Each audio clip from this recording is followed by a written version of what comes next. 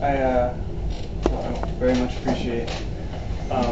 So not quite to throw it in the direction of the triumphalism, but as far as like confronting what our identity really is with respect to the goyim, I feel like there's a level of, once we start to speak from a place of self-esteem, we have to kind of recognize that Christianity and Islam and all their spin-offs that are spread to every corner of the world, at a certain level, to take an American metaphor, on bad days I call them the Puff Daddy religions, because they kind of took our original thing and they remixed it and rapped over it and became way more popular. And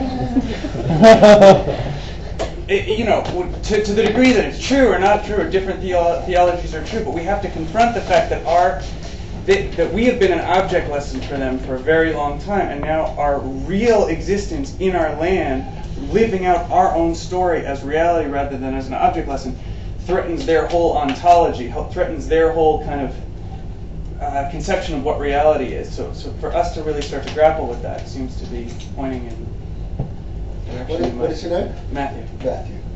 Let's you and I have a theological argument for a minute or two.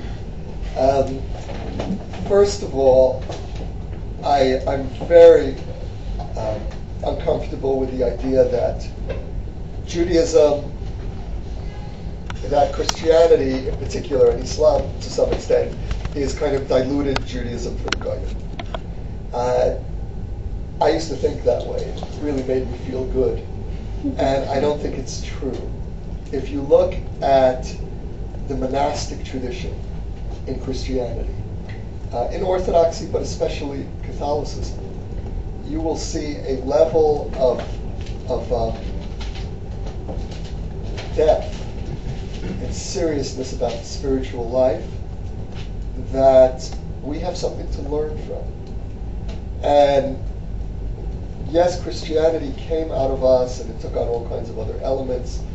It developed such a powerful life of its own that we need, I think, to begin. And this is something else and this is a Zionist argument for interfaith that I believe in very deeply, and that is that when in coming back to the land, we don't have to be in this position toward Christianity in particular. Islam is a slightly different problem, but let's look at Christianity. We don't have to be in a position of both superiority and inferiority, which is how most Jews feel toward Christianity. On the one hand, you're second-rate Judaism. On the other hand, we're still afraid of Christianity.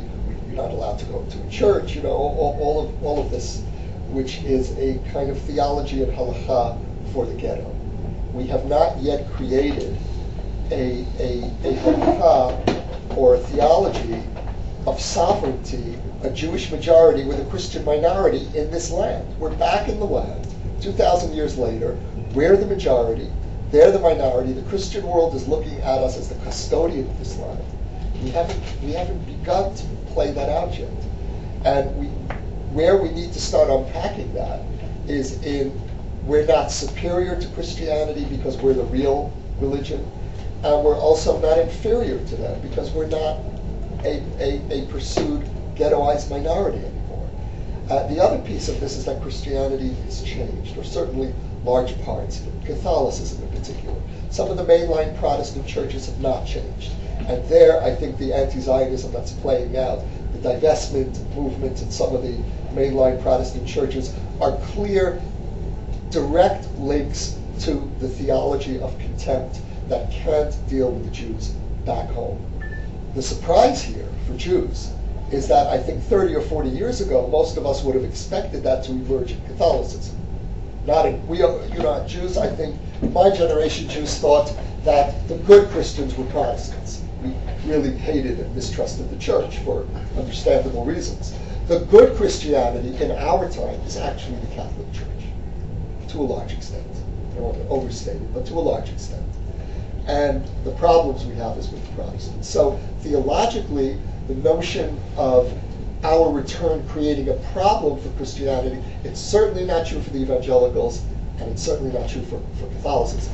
I'm finishing up. No, you know. But saying- I do want to say, this is a topic that I could just Yes. kind of go off on a tangent. Here's a book on it. You shall get it. Where we do have a serious problem, and this I think is the root, the issue you raise, is the root of our problem today with Islam.